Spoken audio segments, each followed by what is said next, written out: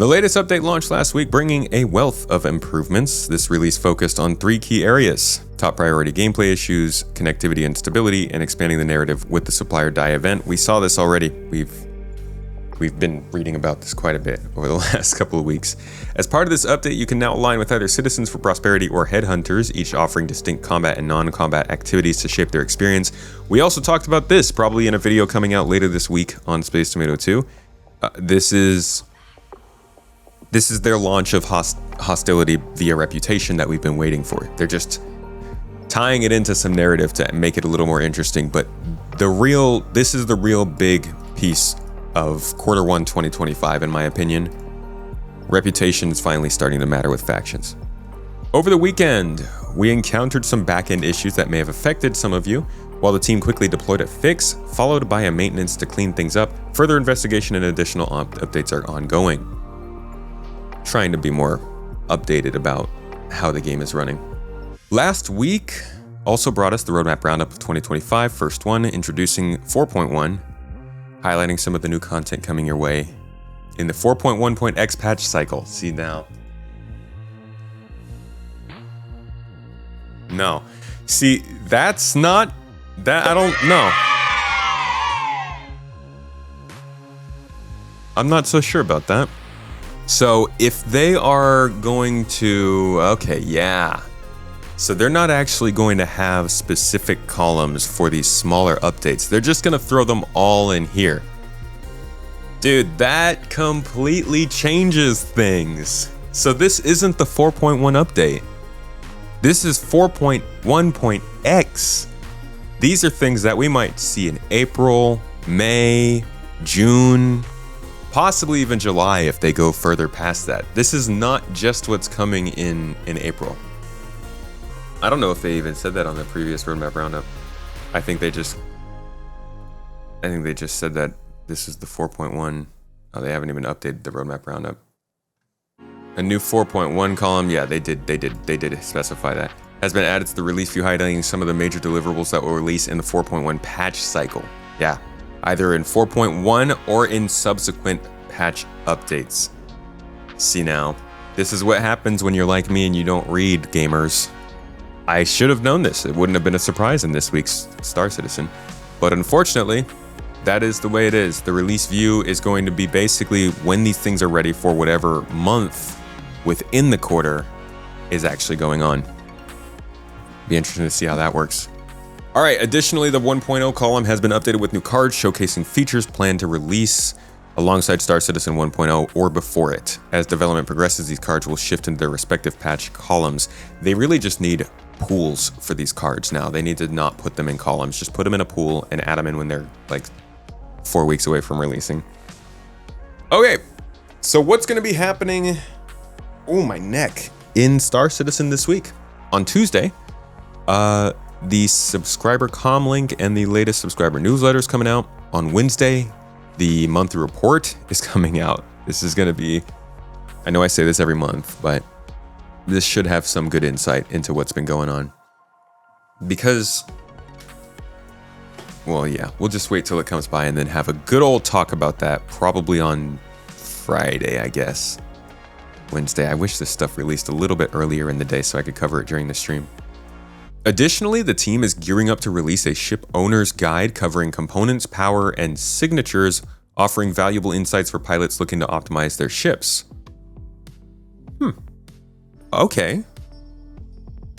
I actually kind of like that. If, depending on how in-depth this is, and where this is hosted, this is probably hosted on the website. I mean, it's a start. This should be something that's on the Galactopedia that you can like look up based on the items that you're seeing in game, but it's a start. Making a guide to the components and their statistics means that they're at least trying to dial something in for more long term, something that we can reliably look at and understand. It's how, like, this is how it'll affect my ship. This could start to encourage more ship customization, but I think really it's not going to take off until people are sure they're not just going to lose their components when their ship blows up for no reason in the hangar. That being said, I think having a guide to how you can customize your ship is pretty solid. How does that work? I can take the coolers completely off my ship with no effect. Well, the coolers don't matter right now. It's actually advised you take them out because I think they use less power. But this would be more for things like your power supply, your shield generators, your quantum drive, the components that have effects right now. All right, the Bar Citizen World Tour also continues in 2025 with members of our teams visiting your local events with various goodies and loot in tow. So expect a comm link to share some of the initially planned locations. Yo, if there's no CitCon this year, keep an eye out for the garden. Thursday, Star Citizen Live returns with an exclusive interview featuring members of the CIG Vehicle Concept team. Oh. Join us as we meet Alberto, Jacob, Samuel, and Leith. Dive into their creative process and get to know the people behind the ships. Plus, we'll get a first look at some of their latest work. You won't want to miss it. Tune in at 9 a.m. PST, 5 p.m. UTC. Also, Jared wanted me to say that he's sorry for putting the wrong date on our upcoming SCL Q&A with the mission design team. That show won't be until next month, but we'll be keeping the questions you've already submitted. Oh, there's going to be so many freaking questions about that, I bet. Star Citizen Live about the concept team for the ships is not super interesting sounding. And I think it's even less so since we're not getting as much information as we normally would this time of year, but it's still nice to hear from the devs and their personal insights into their jobs. I think it adds some good context, so I'm down to listen to it, but don't fold your napkins and get ready for it. I don't even know what that means, just go with it. This was the time of year we used to get the most info that doesn't bode well for months leading up to October. I disagree. I find that May and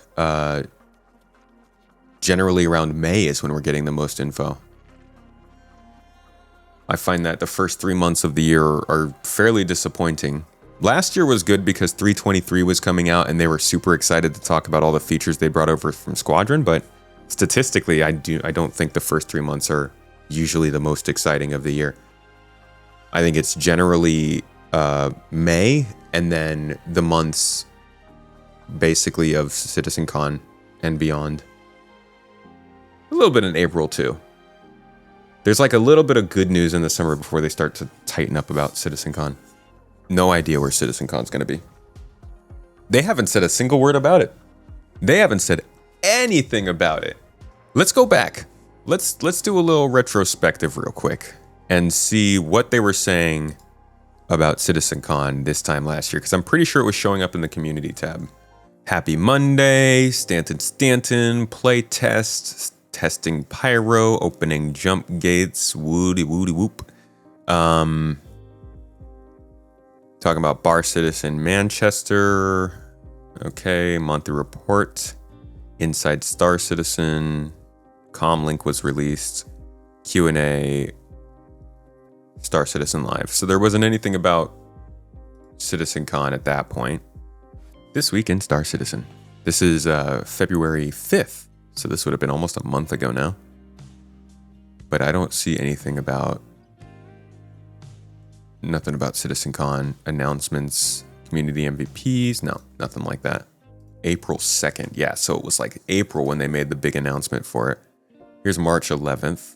I don't know if they had said anything officially about it before this. We had to have known, though. We knew it was in Manchester. I don't know how we knew. But there wasn't a lot of official messaging, so can't say too much about it yet. No, maybe they're just a little behind. We don't have the financial information either. It feels like as far as that sort of messaging goes, they're quite a bit behind in general this year. Okay, so that might explain it. In 2024, CIG was very much turning up the knob on hype. They wanted to talk about this stuff so bad. They were so proud coming off of CitizenCon 2023. This year is almost the opposite. They're very, very, very much trying to not hype anything up. Like they're talking about some things and they're still giving us news drops and stuff, but it's not the same sort of trying to build up excitement and make us think that it's going to be the best thing there is. It's mostly just like, hey, we want to fix the game. Here's what we're going to do. We're working on that. And I'm not going to say they're making the most progress people want to see, but compared to last year, I would understand why we haven't heard about CitizenCon yet. this year. But that's the letter. That's this year, this week, whatever, this year, this week in Star Citizen and what's going on. They come out every week. Figure maybe we should cover it since it's coming out while we're streaming. Hopefully that got you a little updated.